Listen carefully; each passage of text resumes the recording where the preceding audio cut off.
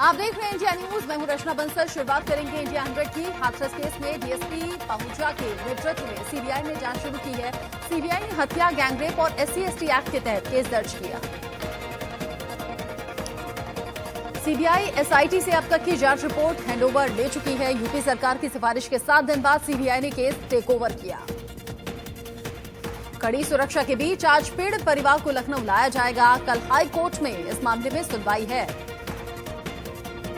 हाथरस की घटना पर कांग्रेस सांसद राहुल गांधी ने एक बार फिर से यूपी सरकार पर हमला किया। राहुल गांधी ने ट्वीट कर निशाना साधा। राहुल गांधी ने कहा, शर्मनाक सच्चाई ये है कि कई भारतीय दलित, मुसलमान और आदिवासियों को इंसान समझते ही नहीं हैं। राहुल ने ट्वीट कर लिखा कि मुख्यमंत्री और उनकी पुलिस कहती है कि किसी का रेप नहीं हुआ था क्योंकि उनके लिए वो पीड़िता कोई नहीं थी। राहुल गांधी ने एक रिपोर्ट पर टिप्पणी करते हुए प्रतिक्रिया दी। रिपोर्ट में कहा गया है कि पुलिस और अधिकारी बार बार रेप की घटना से इनकार कर रही है। यूपी में बढ़ती रेप के मामलों पर योगी सरकार ने बड़ा कदम उठाया। सरकार ने पॉस्को एक्ट में जल्द ही सुनवाई के लिए हाईकोर्ट से अनुरोध किया। यूपी सरकार ने हाईकोर्ट से सभी जिला और सत्र न्यायाधीशों को निर्देश जारी करने का अनुरोध किया। कहा कि पॉक्सो एक्ट मामलों का निपटारा प्राथमिकता से हो। 17 अक्टूबर से 25 अक्टूबर तक महिला सुरक्षा पर विशेष अभियान चलेगा। प्रदेश में 20,000 से ज्यादा रेप के मामले कई अदालतों में लंबित हैं। यूपी में 2016 के मुकाबले 2020 में बलात्कार के मामलों में 42% की कमी आई है। महिला अपहरण के मामलों में 39% की कमी। यूपी के गोंडा में राम जानकी मंदिर के महंत को बदमाशों ने गोली मारी। देर रात सोते वक्त हमलावर गोली मारकर फरार हुए। गंभीर हालत में महंत को जिला अस्पताल लाया गया। हालत को देखते हुए उन्हें लखनऊ के लिए रेफर किया गया। पुजारी की हालत नाजुक। शुरुआती जांच में जमीन विवाद का मामला सामने आया। मंदिर की कई एकड़ जमीन पर भूमाफियाओं की नजर थी। यूपी के देवरिया में कांग्रेस नेताओं की शर्मनाक करतूत सामने आई। भरी सभा में कांग्रेस नेताओं ने महिला से मारपीट की।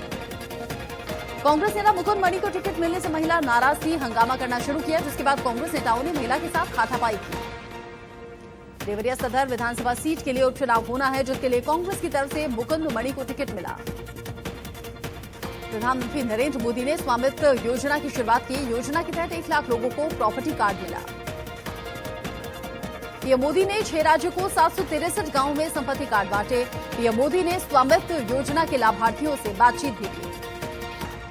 पीएम मोदी ने कहा कि आज देश ने एक और बड़ा कदम उठाया। स्वामित्व योजना गांव में रहने वालों को आत्मनिर्भर बनाने में बहुत मदद करने वाली है। बिहार चुनाव को लेकर बीजेपी ने कमर कसी है। पार्टी के राष्ट्रीय अध्यक्ष जेपी नड्डा आज गया में चुनावी रैली को संबोधित करने वाले हैं।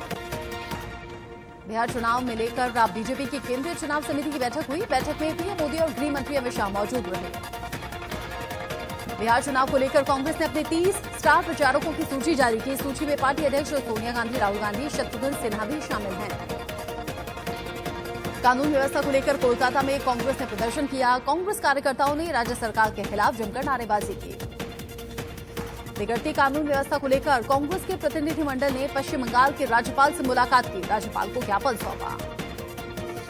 आरसीबी के कप्तान विराट कोहली ने 52 गेंदों में शानदार 90 रन की पारी खेली। आईपीएल में कोहली की 38वीं 50 है। चीन से तनातनी के बीच में इंडियन एयरफोर्स ने LAC लॉक की। ग्लोब मास्टर से लेकर चिनूक, अपाचे और MiG-17 की गर्जना से इलाका थर्राया।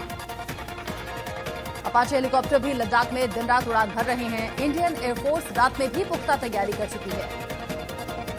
चीन से तनातनी के बीच में पूर्वी लद्दाख में इंडियन एयरफोर्स के नाइट ऑपरेशन की तस्वीरें सामने आई। भारतीय वायुसेना के चिनूक हेलीकॉप्टर रात में भी गश्त लगाते हुए दिखे। लद्दाख एयरबेस से MI-17 भी आसमान में दहाड़ता हुआ दिखा। नाइट ऑपरेशन के लिए MI-17 हेलीकॉप्टर लेटेस्ट टेक्निक से लैस है। चीन से मुकाबले के लिए ध्रुव हेलीकॉप्टर भी तैयार है। वायुसेना इसका इस्तेमाल नाइट ऑपरेशन के अलावा एयर एम्बुलेंस के रूप में करती है। चीन के खिलाफ इंडियन एयरफोर्स भी तैयार है। लद्दाख के अग्रिम मोर्चे पर MI-26 ट्रांसपोर्ट हेलीकॉप्टर का इस्तेमाल किया जा रहा है। लेह में ट्रांसपोर्ट विमान C-17 ग्लोब मास्टर की हलचल बढ़ने से चीन की मुश्किलें और ज्यादा बढ़ गई हैं। IAF का jumbo transport aircraft IL-76 Leh पर एयरबेस पर उतरा। ये विमान किसी भी मौसम में उड़ान भर सकता है। पुंछ के मेंढर सेक्टर में पाकिस्तान की ओर से गोलीबारी की गई, जिसमें BSF के 2 जवान जख्मी हो गए। भारतीय सेना ने मुंहतोड़ जवाब दिया। जम्मू कश्मीर के पुलवामा और कुलगाम में सुरक्षा बलों ने अब तक 4 आतंकियों को मार गिराया। आतंकियों के पास से भारी मात्रा में हथियार बरामद हुए हैं।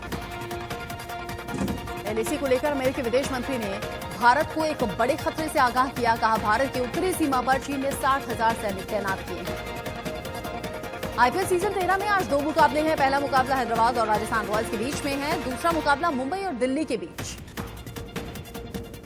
आईपीएल के 25वें मैच में बेंगलुरु ने चेन्नई को 37 रन से हरा दिया। 2010 के बाद चेन्नई के खिलाफ आरसीबी की सबसे बड़ी जीत है। चेन्नई के लिए अंबाती रायडू ने सबसे ज्यादा 42 रन की और एन जगदीशन ने 33 रन की पारी खेली। लक्ष्य का पीछा करने उतरी चेन्नई सुपर किंग्स की शुरुआत बेहद खराब रही। टीम ने 25 रन पर ही 2 विकेट गंवा दिए। बेंगलुरु के क्रिस मॉरिस ने 3 और वॉशिंगटन सुंदर ने 2 विकेट लिए, जबकि उडाना और यजुवेंद्र चहल को एक एक विकेट मिला। बेंगलुरु ने शुरुआत में 13 रन पर ही पहला विकेट गंवा दिया। कोहली ने 52 बॉल पर नाबाद 90 रन की पारी खेली। आईपीएल के दूसरे मैच में कोलकाता ने किंग्स 11 पंजाब को 2 रन से हराया। अबू धाबी में कोलकाता ने टॉस जीतकर बल्लेबाजी करते हुए 165 रन का टारगेट दिया। दिल्ली में प्रदूषण ने फिर दस्तक दी। अक्षरधाम, आईटीओ, आरकेपुरम, रोहिणी में एयर क्वालिटी इंडेक्स बेहद खराब रहा।